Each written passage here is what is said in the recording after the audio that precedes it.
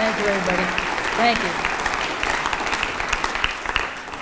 you. It always worries me when people give me a standing ovation before I've said anything.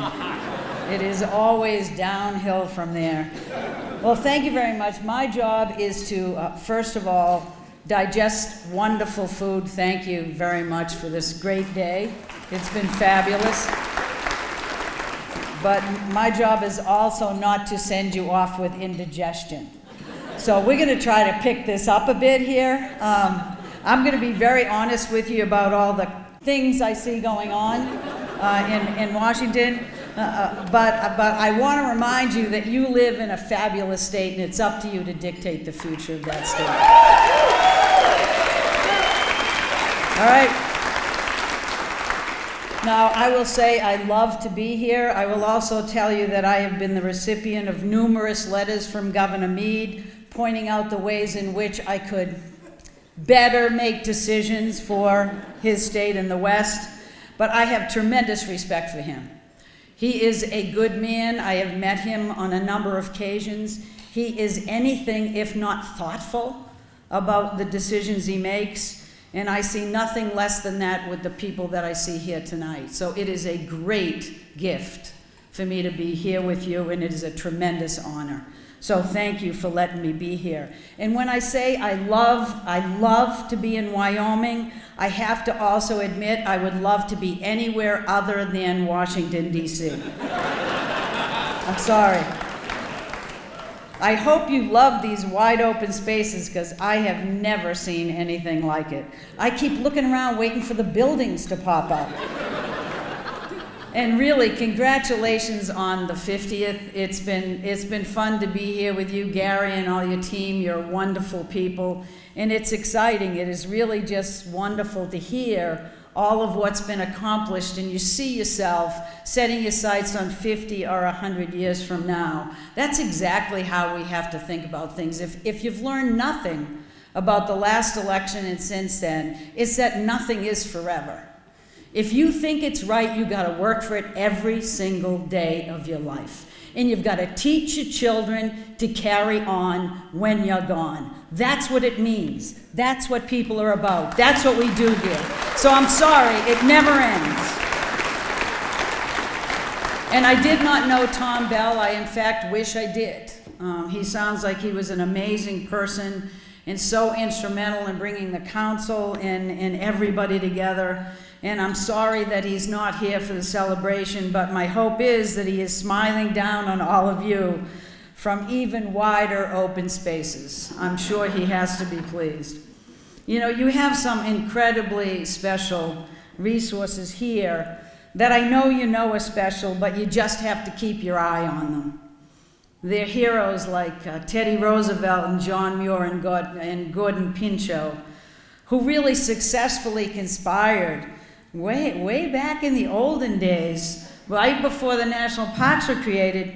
They were conspiring together because there were forces that were working together that frankly couldn't see the forest for the trees. They looked at this country's most magnificent lands, and they saw nothing but the riches that they could accumulate from diverting the water and from extracting the lumber, coal, and the gold that they could get out of it. That's all they saw. And somehow that keeps getting to be an all too familiar tale. So I'm glad you're here. But what happened was the will of those three independent, opinionated, passionate, outspoken, educated, colorful, thoughtful, smart, quirky, stubborn men who were as solid as the hills and the ridges and the riverways and the mountainsides that they explored and they wanted to preserve. They brought us the national parks to enjoy. They won that battle for all of us, not just for people who were alive then, but for my children and my grandchildren. Because they were the biggest pains in the ass, and they are the best ancestors we will ever have. Right? So let us strive to follow in their footsteps. Lead with your ass, people, not your head.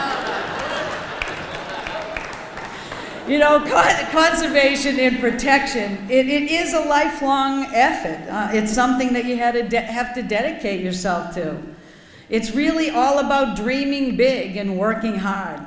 It's about making sure that the inherent value of land for wildlife and our quality of life is absolutely fully realized, not bartered away, but fully realized to everybody's advantage. It's about making sure that there is ample water and clean air to keep that land and those people who need it and enjoy it is there for them so that they can be healthy and happy moving forward. It's about cleaning up land that's contaminated, and it's about not contaminating the next piece.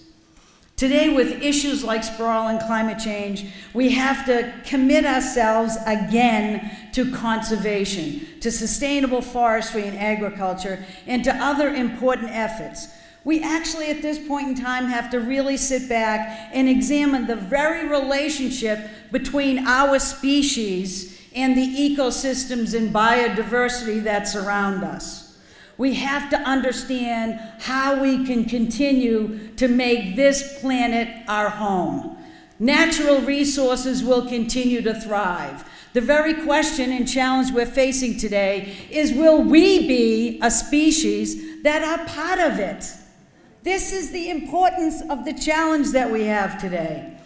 But let me digress just for a minute and say that part of this effort really has to be, and I know I'm sure you know this, reaching out in earnest to engage young people across the country. Now, I know there's a lot of you here, and I think it's great. But especially across the country in more urban areas, to get them outside, to explore the wonders of nature, to frankly just go outside and play. I think we devalue play as an exercise. You know, I know that life in Wyoming, probably from, other than where I'm from in the Boston area, is probably, I may be speaking to the choir, but I'm not so sure.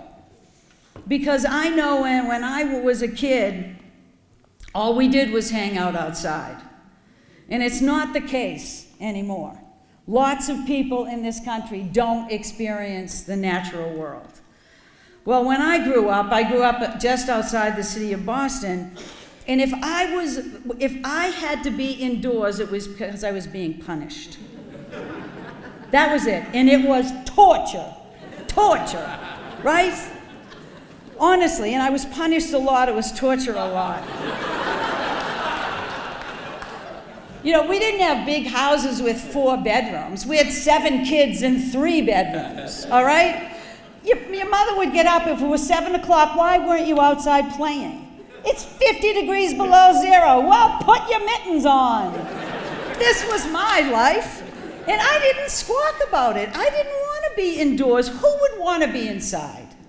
We didn't have Hulu. We had Hulu hoops. We didn't have Netflix. We had this black and white TV with 3 stations, and it flicked on and off all the time. And we didn't play in soccer leagues or lacrosse teams. We played ball tag, kickball, relevio, and Red Rover. And Red Rover had nothing to do with the Russians, so don't start a further investigation. You know, I just think everyone in Congress should at least play ball tag or kickball once in a while. Seriously. Because that's when you learn to be a team. You duke things out and you compromise, because you didn't have referees and coaches with fancy little things that they were wearing. They didn't have whistles. If you argued, you beat the crap out of each other and you worked it out. But the one thing you wanted to make sure of is you did resolve it, because you didn't want the team that had the ball to leave. You had nothing to do. And you certainly didn't want your mother coming to the door and saying, "What are you yelling about? Get in the house." It's like, oh my God. So you did work things out. What happened to that spirit? Do we need a coach to go to Congress and whistle and go, "Foul, you lion"? Is that what we do? You know, we just went around like happy little things. We We rode bikes, we explored the woods, we climbed trees, we went skating on little ponds. And the best thing I liked was we turned over logs in the woods to see how creepy the insects were underneath it. That's actually how I learned about ecosystems. It was fascinating. It was great. But one of my favorite things to do was I laid on the beach at night. I laid in the woods at night and you see the stars. It's just an amazing thing. It's something that I don't get to see too much being in the city anymore, frankly. But it was when I first understood the wonder of nature, the amazing world in which we lived in. I remember being a teenager, you know, you'd be having all kinds of anxiety about who likes you, who doesn't, and who's talking to you and who isn't.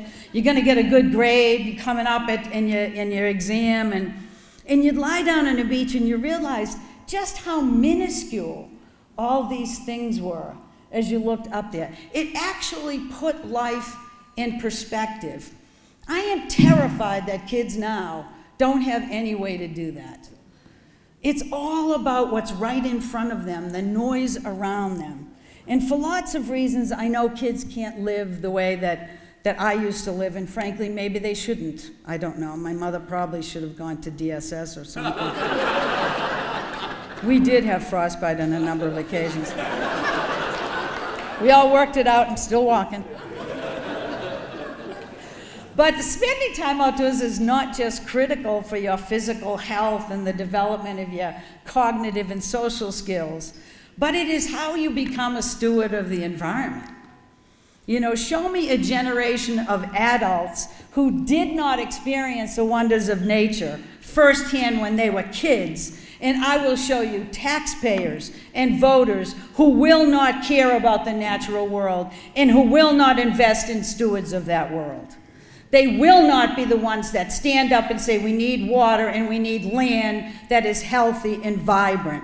They will not be the ones to stand up and understand the value of our forests and our parks and why we need to keep them healthy and open to the public. So we have real challenges, folks. It stems from how kids are brought up today and the lessons that we need to learn. And we need children to feel that same sense of wonder. So as we're going out and we're talking, grab a kid and go with you, will you? Make Congress go out and play ball.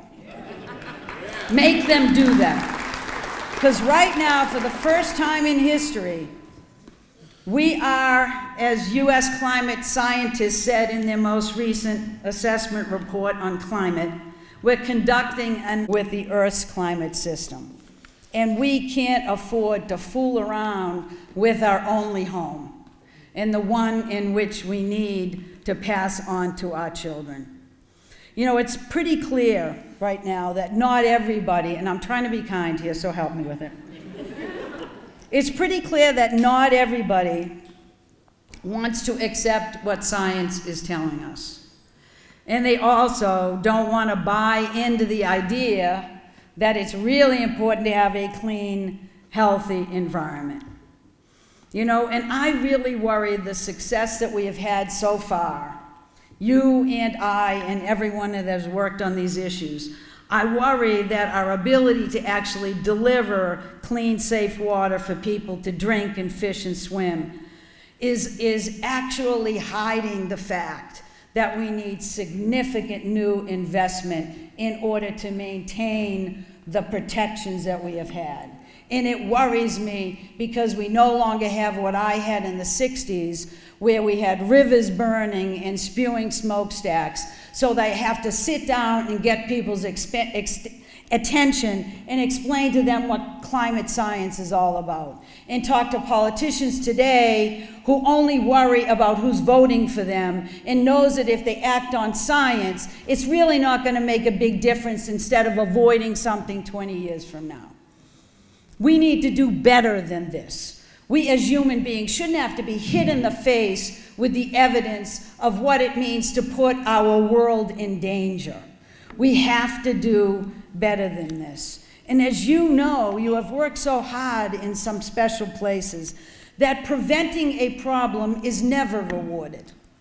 Only getting rid of one after the fact. We don't have that luxury here, though. We can't do that with climate change. You can't screw up the world and figure out later how you come back to it and fix it and get the congratulations of anything that's still living here. So we have to figure out what to do now. But I will honestly do my very best to not be a grumpy Gus, as my mother would say. Why are you such a grumpy Gus? What does that mean anyways? I have no idea. But being grumpy is absolutely not my thing. I really enjoy living. I have fun. I get ticked off at people. I get over it. I make progress. Sometimes I don't. But besides, I have noticed that when you're grumpy, nobody actually wants to hang around with you. My husband sits in the living room at night screaming at MSNBC. What is that? I told him I retired so I could listen to you be a raving maniac on my couch. Cut it out. You know, we have to be better than this. And one of the great things after I left DC was I went to Harvard. And I started talking to some of the students, and they're very high energy. They are very smart. They know what's going on in the world. And they have as much of a sense of social justice as I can remember my generation having in the 60s. We owe it to them to give them a chance. I am so excited.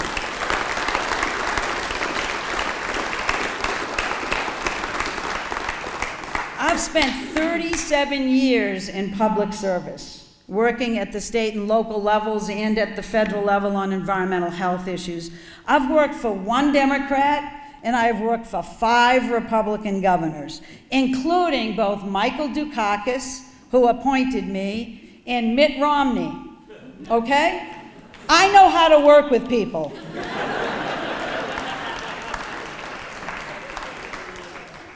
I have to say that the environment is not a partisan issue. Anyone who makes it a partisan issue, tell them to go breathe dirty air somewhere.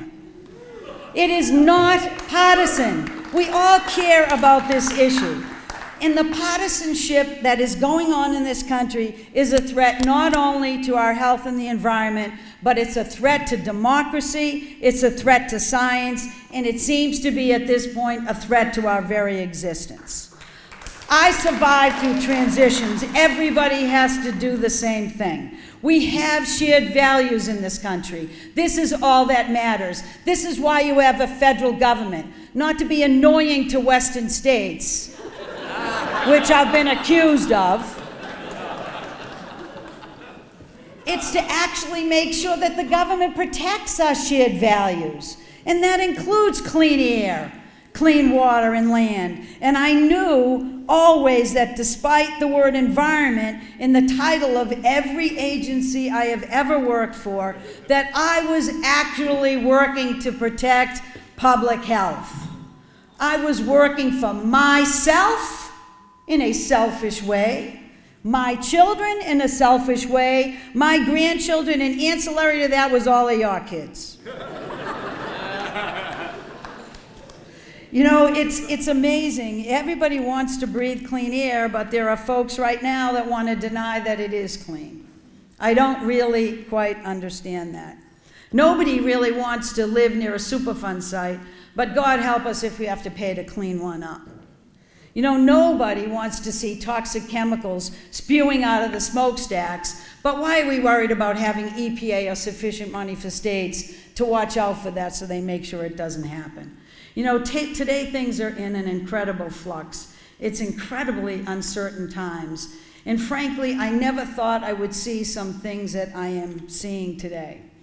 This administration is looking to roll back not just the standards that we put in place in the past on climate change, but they are looking to roll back everything that the prior administration did. It's the weirdest thing ever.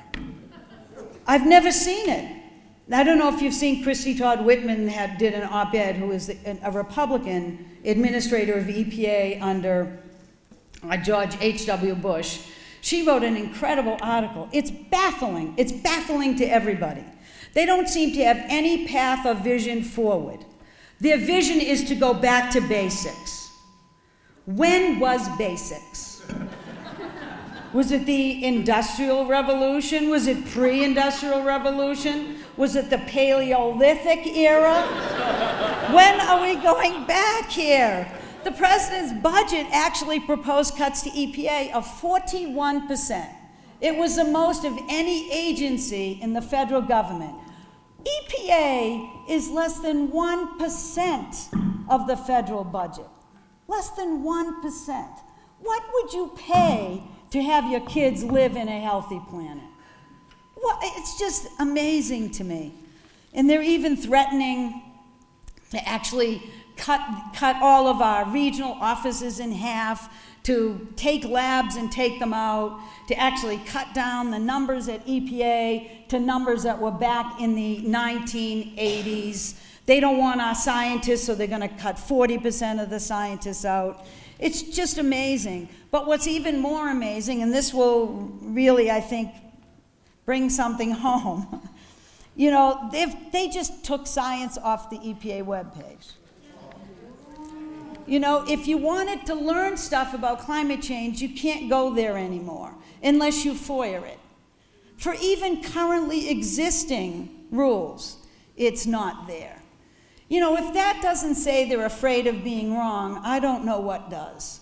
Because if you're afraid of giving people information in a democracy, then frankly, you don't belong living in a democracy.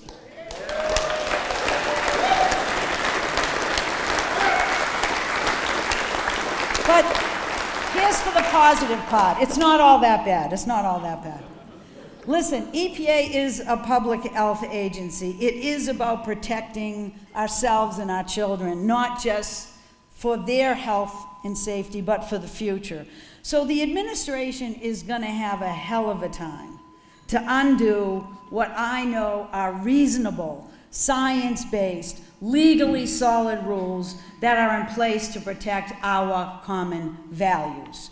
They cannot turn the clock back and go back to what they call basics without having a damn good reason to do that. That's what democracy is about. That's why you have 3 branches of government, and the courts are going to speak very loudly moving forward.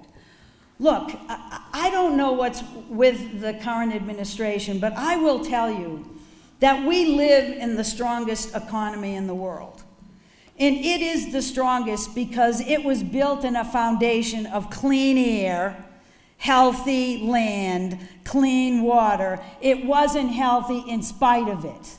It's healthy because we want to live here, because it's a great place to live. Because these are the common values we have really embraced since day one. And they have always transcended partisanship. We cannot let this continue. Just think, it was Teddy Roosevelt with the national parks, but guess who started the EPA? Richard Nixon. I don't own him as a Democrat, but he was a Republican, and he actually thought about this. He did something about it. And guess who actually pushed forward, almost unanimously in Congress, the Clean Air Act of 1990? It was George H. Bush, because the Reagan administration had so far pushed it in this direction that boing, went over in this direction. I'm waiting for the boing. We will be there. You know, over the last 30 years, we have seen air pollution reduced by 70%. And for every dollar that EPA has invested in public health protections, we have earned $9 in public health protections back, right? For every dollar spent, we have returned $9. We've reduced this country's greenhouse gas emissions over the past administration to 1994 levels. We turned that's back to basics, turn the clock back to 1994, and during that period of time, we actually generated 11 million jobs, and we saw the economy grow for 75 straight months. Don't go around telling me that you can't have a strong economy and really good environmental protections. You can't have anything less than that if you live in the United States of America. That's it.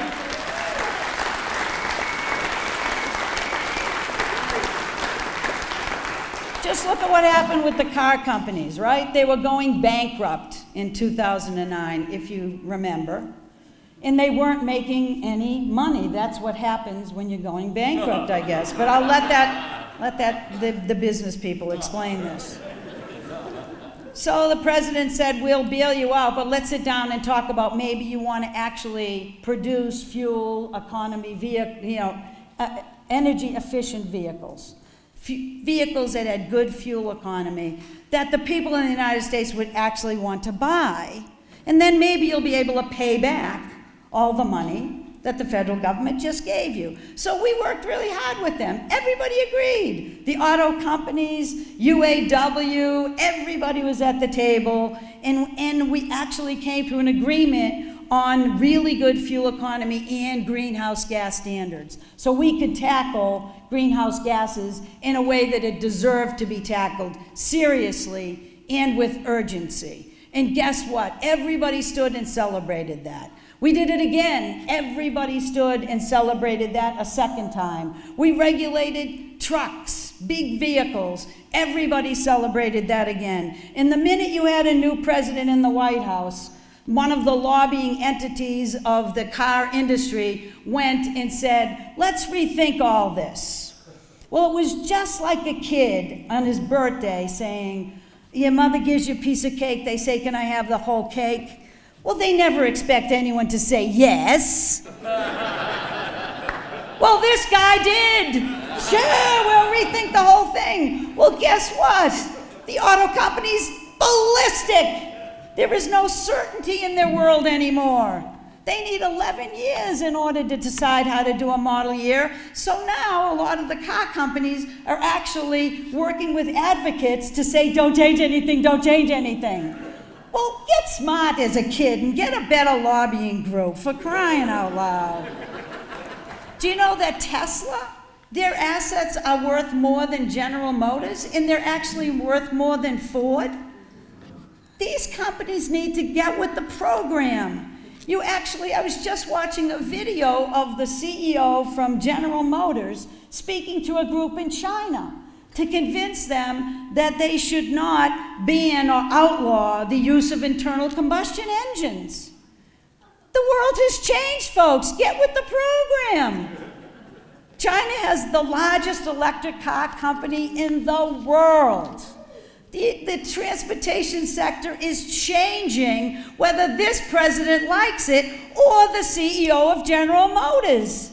And it's not going to matter what we say. The world is changing. The market's different. Come on, folks. Get with the program. Okay, we left the Paris Agreement. We didn't leave the Paris Agreement. Okay, we said we left the Paris Agreement. We didn't leave the Paris Agreement. We might join it again. Maybe we won't. This is what you listen to. Well, I'm going to tell you one thing, right? Any decision to leave the Paris Agreement that I think might have been made, but you never know, is contrary to science. It is contrary to the economic interests of this country. It's contrary to the express wishes of the business community. And it is contrary to our national security interests. It leaves us hanging out with only one other country, Syria. Not the best company to hang out with. But what we have to understand is that while that decision might be made, two things are important to remember. The international community is moving forward with or without us. And they're doing it because they understand the challenge.